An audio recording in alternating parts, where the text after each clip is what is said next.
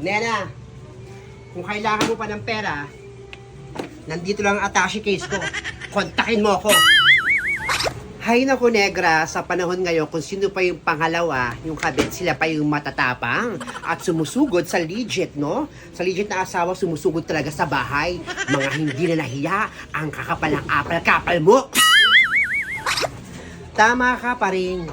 Tayo yung mga kaibigan din na gustong kumuyog sa babaeng ko. At sino naman kayo? O nga pala, kayo nga pala yung tropa ni Nena na laging nandyan upang sumaklolo sa kanya. Oo, kami lang naman yung kaibigan ni Nena na gustong kumuyog sa'yo. Ang sarap malakal. Ang sarap na. Kung gigil talaga ako. Gusto kong manlamukot ng mukha eh. Wala kayong karapatan saktan ako. Kahit nasa teritoryo nyo ako, kaya ko kayong labanan.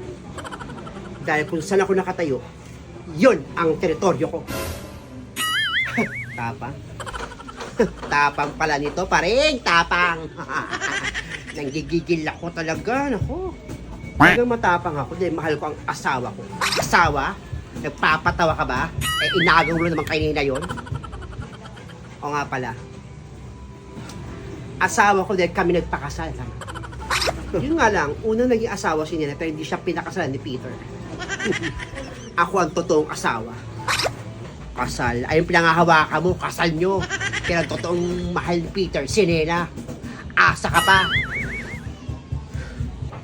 Alis na. Kung ayaw mo, mawala yung hininga mo.